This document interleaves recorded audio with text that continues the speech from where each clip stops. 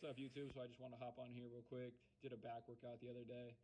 Just want to go over what I did, why I did it, give you guys a few pointers, and hopefully you guys could take something away from the video. So essentially what I started off with was close grip cable rows.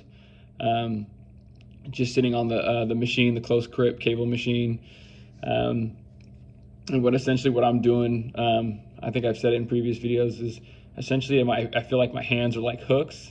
I kind of see people, they'll pull too much, they'll squeeze the grip too much, and they'll engage their biceps too much when trying to perform the move. So just basically, grip the handle like your hands are hooks. And essentially what you're trying to do is you're almost pulling with your elbows. I like to stretch in forward, you'll notice in the video, just to get like more of a stretch on the lats, and then I'm just rowing towards my my belly button area. I'll kind of fall in and then I'll row into my belly button area using my hands basically as like hooks. I don't want to squeeze the bar too tight because the biceps will start to take over, and you're really trying to target your middle of your back and your lats when performing this movement. So that was the first movement. You can also do, if you don't want to do that, you could also substitute that with dumbbell rows. It's kind of the same type of movement. It's just dumbbell rows would be unilateral, or you can do them both at the same time. Again, bent over, same type of deal. I like to mix and match those. I think if you guys have noticed in my previous videos, sometimes I'll do the dumbbell rows. Sometimes I'll do straight barbell rows. But that's a little bit different because you're using a pronated grip as opposed to a neutral grip when doing dumbbell rows. Then I got into lat pull downs. If you want to do pull-ups, you could do pull-ups. Again, I like to mix and match. And if you can't do bodyweight pull-ups, use the assisted pull-up machine, and then work your way up over time to doing a one bodyweight pull-up. And if you could do bodyweight pull-ups easy, try putting a weight belt on, adding some weight, and challenging yourself that way. That's a great way to use progressive overload. But if you're just starting out and you can't do it, I would start with the lat pull down. Get the form right, make sure your chest is up, pulling your scapula back, and you just want to pull the bar a little bit above your nipple line.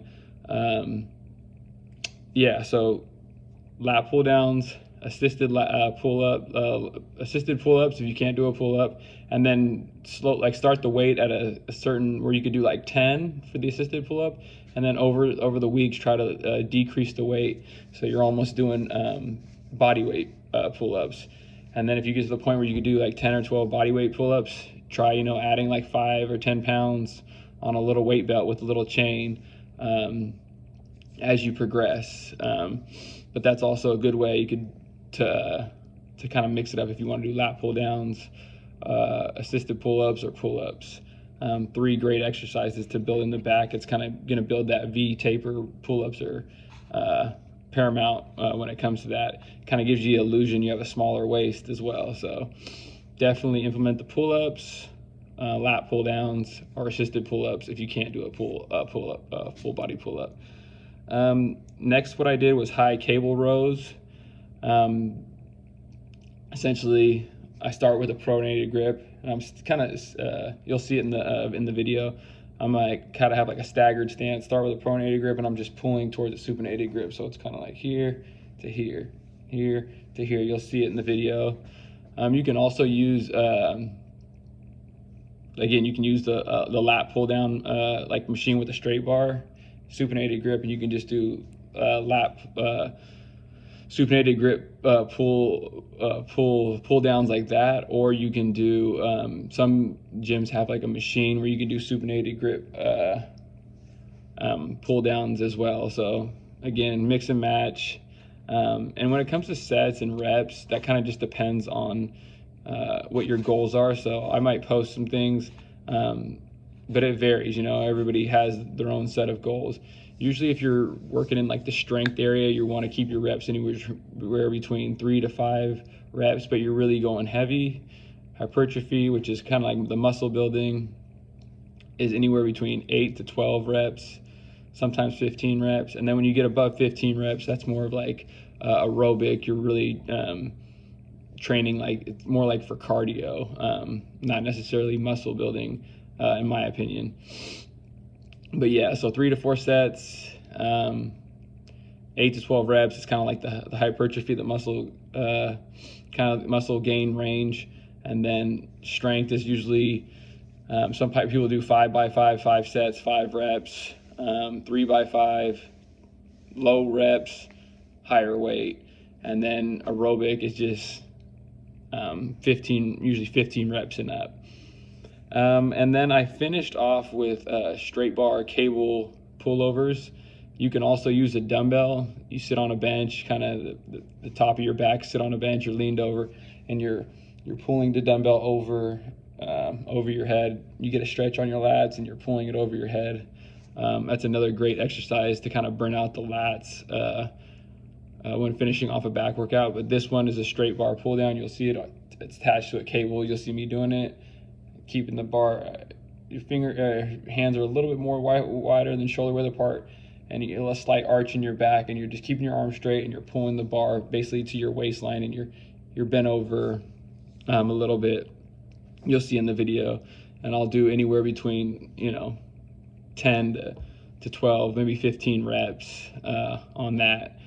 And again, like I said, you can try the dumbbell pullovers. Some people, it messes with their shoulders a little bit, so if you're gonna try it, go really light, like 30 pounds, just to kind of get the movement down. And then if you feel like you get to kind of ramp it up a little bit, you don't need to go too heavy with it.